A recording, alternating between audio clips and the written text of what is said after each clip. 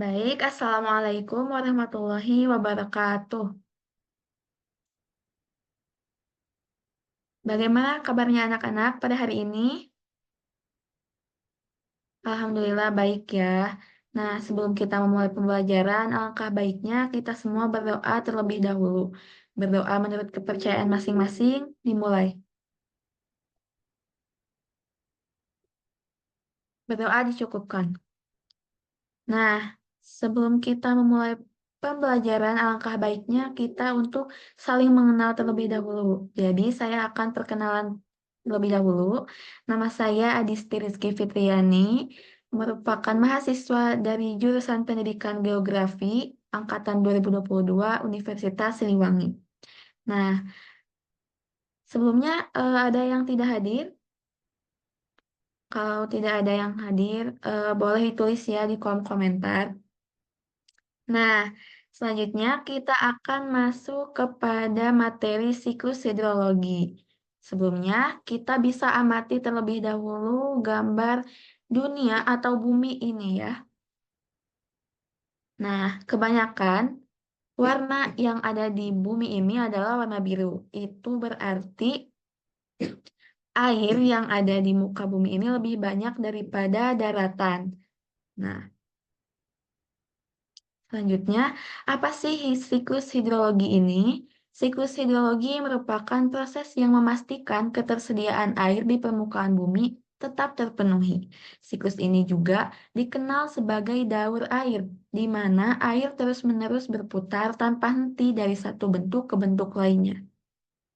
Nah, jikalau ada yang bertanya-tanya mengenai eh, siklus hidrologi ini, jadi siklus hidrologi ini tidak pernah terhenti ya. Jadi setiap hari, setiap detik tuh selalu terjadi siklus hidrologi. Jadi jumlah air yang ada di permukaan bumi maupun di dalam bawah tanah pun itu tuh jumlahnya tuh tetap sama, dan meskipun terjadi kemarau, itu tuh tidak mengurangi jumlah air, namun air tuh berada di tempat lain gitu. Jadi misalkan di tempat kita air itu menyurut, tetapi si air itu pindah ke tempat yang lainnya. Selanjutnya, wujud air itu ternyata tidak hanya berbentuk cair, tapi ada juga yang berbentuk padat seperti es, berbentuk air seperti cairan, dan juga berbentuk gas seperti uap air. Contohnya yang gas itu seperti kabut ya. Selanjutnya, proses-proses siklus hidrologi ini terbagi menjadi 9. Ada evaporasi, transpirasi, evapotranspirasi, kondensasi, adveksi, presipitasi, sublimasi, infiltrasi, dan perkolasi, serta surface runoff dan kembali lagi ke evaporasi. Nah, di sini kita akan menjelaskan mengenai evaporasi terlebih dahulu. Nah, jadi evaporasi adalah proses air yang berubah dari cair menjadi gas atau uap air di atmosfer. Air yang tertampung di danau, sungai, laut, sawah, bendungan, waduk berubah menjadi uap air akibat panas matahari. Jadi, evaporasi atau penguapan ini terjadi ketika adanya sinar matahari yang membuat air itu sebagian menjadi menguap ke atmosfer. Nah, biasanya air yang menguap itu tidak hanya dari laut, tapi dari danau, sungai, sawah, bendungan, dan juga waduk. Selanjutnya ada transpirasi. Transpirasi adalah proses penguapan air ke atmosfer dari daun dan batang tanaman. Jadi, transpirasi ini merupakan penguapan sama seperti evaporasi, namun ini adalah penguapan yang terjadi di tanaman dan juga tumbuhan yang ada di daratan. Selanjutnya ada evapotranspirasi. Evapotranspirasi adalah gabungan dari evaporasi dan transpirasi, yaitu penguapan air keseluruhan yang terjadi di permukaan bumi, baik yang terjadi pada badan air dan tanah maupun jaringan makhluk hidup. Jadi evapotranspirasi ini merupakan gabungan dari penguapan yang dari air dan juga penguapan yang terjadi dari tumbuhan. Selanjutnya ada kondensasi. Kondensasi atau pengembunan adalah perubahan wujud benda ke wujud yang lebih padat seperti gas atau uap air menjadi cairan. Jadi kondensasi ini merupakan tahap lanjutan dari adanya penguapan yang mengubah si air yang tadinya jadi gas menjadi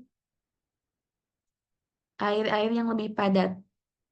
Nantinya kondensasi ini akan berubah menjadi awan-awan yang akan menghasilkan hujan.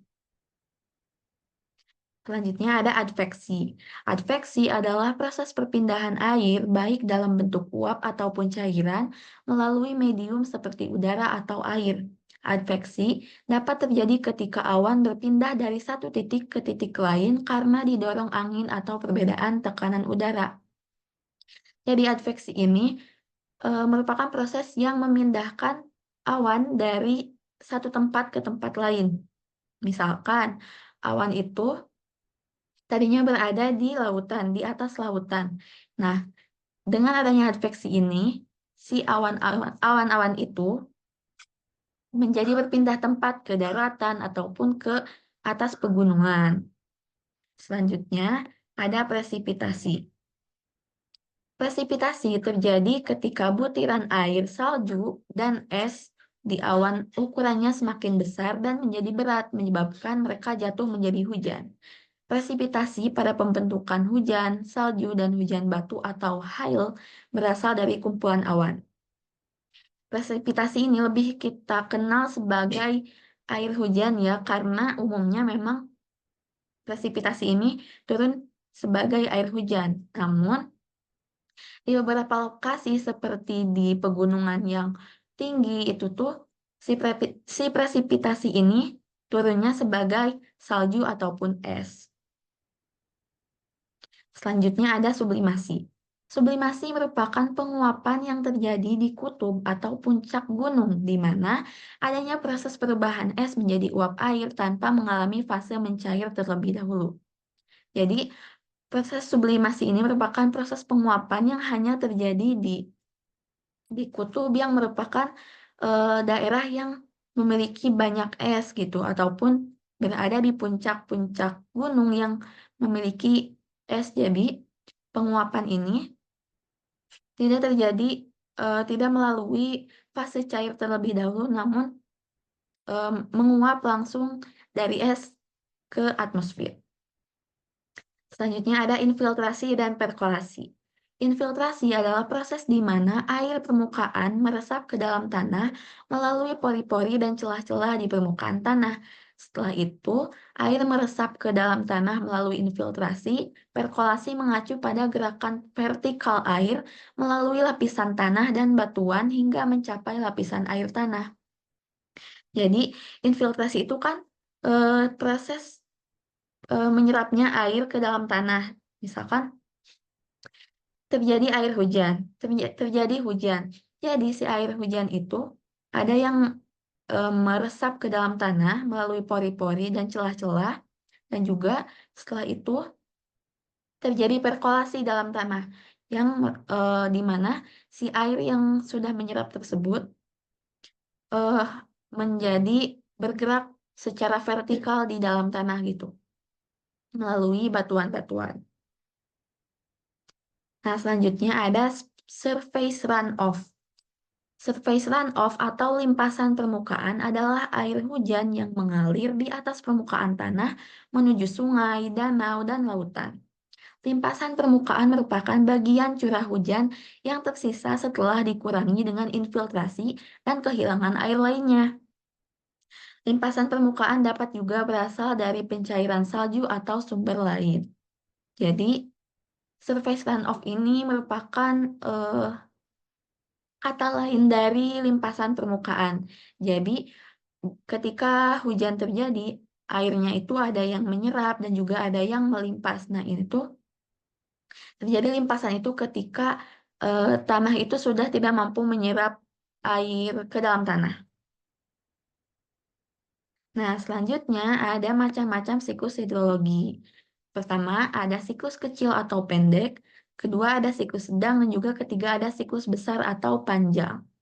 Apa sih perbedaannya? Kita akan lihat selanjutnya. Nah, ini adalah contoh dari siklus pendek, yaitu hanya terjadi di daerah yang kecil atau daerah yang sama, yaitu contohnya ini di lautan. Jadi air di lautan itu menguap dan juga terjadinya setelah penguapan itu terjadi kondensasi. Setelah kondensasi dan terbentuk awan-awan, terjadilah hujan di daerah yang sama, yaitu di lautan. Ini dinamakan siklus pendek. Selanjutnya ada siklus sedang, di mana ini melibatkan daratan, yaitu penguapan terjadi di lautan. Air laut menguap oleh adanya sinar matahari, kemudian terjadi kondensasi dan terbentuk awan-awan. Nah, awan ini dibantu oleh proses adveksi sehingga bisa berpindah ke daerah daratan. Dan ketika awan sudah mengalami masa yang jenuh, maka akan terjadi presipitasi berupa air hujan di daratan. Selanjutnya ada siklus panjang. Nah, ini tuh terjadi di daratan dan juga pegunungan gitu. Jadi, evaporasi terjadi di lautan, kemudian terjadi kondensasi. Nah, kondensasi yang berupa awan-awan ini ternyata dipengaruhi oleh proses adveksi yang ada sebagian awannya itu turun di daratan menjadi presipitasi berupa air hujan.